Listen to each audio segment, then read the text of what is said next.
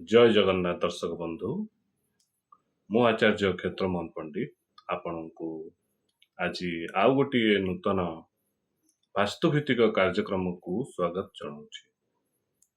यही कार्यक्रम रे आमे वास्तु रो प्रकार भेद एवं कौन से भूमि रे घर कले कौन सब दोष रहिबो से विषय रे आज आमे आलोचना करिबा।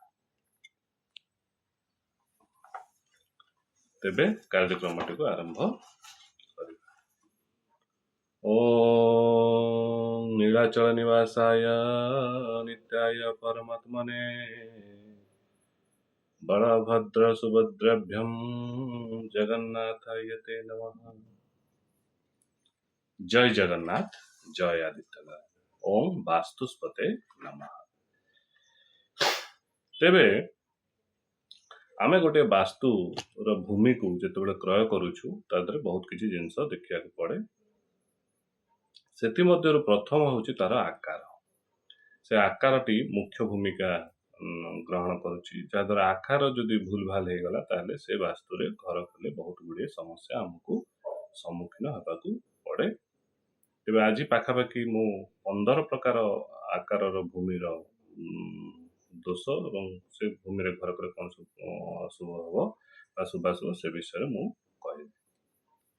तेबे जदि आमे त्रिकोणाकार भूमि रे घर करूछे, गोटे त्रिकोणाकार बा त्रिभुजाकार भूमि रे यदि घर करछे ताले हम कोन भोग करिया पड़े ना मानसिक कष्ट, राजभय अर्थात सरकारी क्षेत्र में बहुत गुड़े समस्या देखा देव सरकारी कार्य एवं कोर्ट कचेरी समस्या भोगवाकू पड़े। से द्वितीय जदि अंडाकार भूमि रे आमे घर करूछे ताले कौन हबो ना अशांति दुख कष्ट भोगवाकू पड़िबो। किंतु जदि से जगह धार्मिक स्थली किछि हुए ताले ताहा शुभ कारक रहे बा से भूमिटी धर्म कार्य पे उपयुक्त रहे।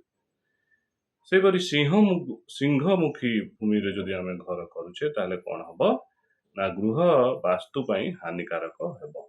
गृह जदि तैयारी हुए घर व्यवहार करिया पई घर ई भाव रे ताले ता क्षतिकारक हबो बा हानिकारक हबो। किंतु जदि व्यवसाय से जगह रे करा जिवो ताले ता शुभकारक हेबो। सेपरि जदि गोमुखी भूमि रे आमे गृहटे करूछे ताले कौन हबो गृह पई शुभ कारक रहिबो। किंतु व्यवसाय पई ताहा हानिकारक रहे।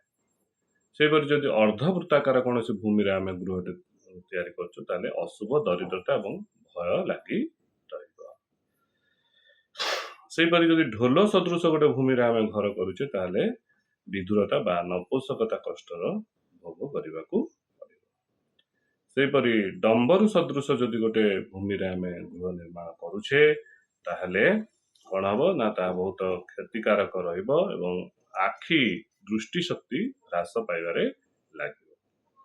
छड़ आकार बा लंबा आकार जदि आमे गोटे जगह रे घर करूछे ताले कौन पशु बा गृहपालित पशु पक्षी पई ताहा हानिकारक हेबो एवं कमजोरी बा शारीरिक क्षेत्र रे बहुत असुस्थता भोग करियाकू पड़िबो।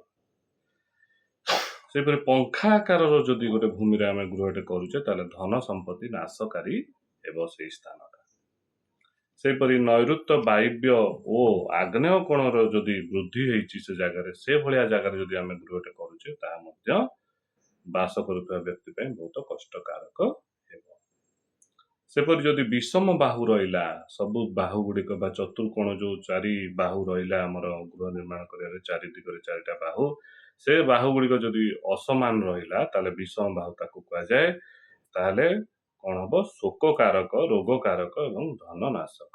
शोक बा दुख कष्ट मिलियो रोग मिलियो एवं धन मध्य क्षय हेबो से भली जगह जदि गृह करूछो।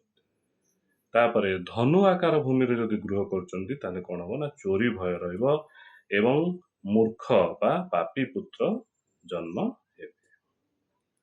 सेपरि यदि कुंभ आकार भूमि रे आपण वास करूछन्ती ताले ताहा कुष्ठ रोग कारक हबो।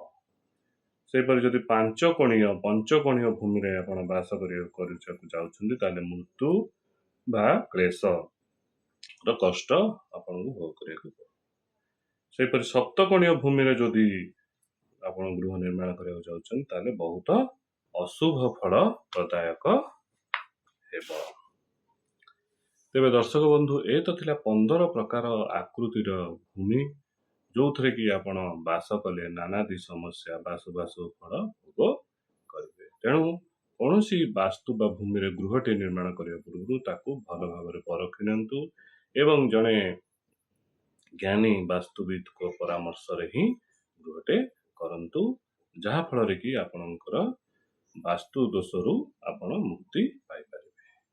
ତେବେ ଦର୍ଶକ ବନ୍ଧୁ, ଯଦି ମୋର ଏ କାର୍ଯ୍ୟକ୍ରମଟି ଆପଣଙ୍କୁ ଭଲ ଲାଗୁଛି, ମୋର ଚ୍ୟାନେଲଟିକୁ ଲାଇକ୍, ସେୟାର ଏବଂ ସବସ୍କ୍ରାଇବ୍ କରନ୍ତୁ ଏବଂ ଯଦି ଆପଣଙ୍କର କୌଣସି ଜ୍ୟୋତିଷ ଏବଂ ବାସ୍ତୁ ସମ୍ବନ୍ଧୀୟ ସମସ୍ୟା ଥାଏ, ତେବେ ମୋ ସହିତ ଯୋଗାଯୋଗ କରିପାରିବେ। ମୁଁ ଆଚାର୍ଯ୍ୟ କ୍ଷେତ୍ରମୋହନ ପଣ୍ଡିତ।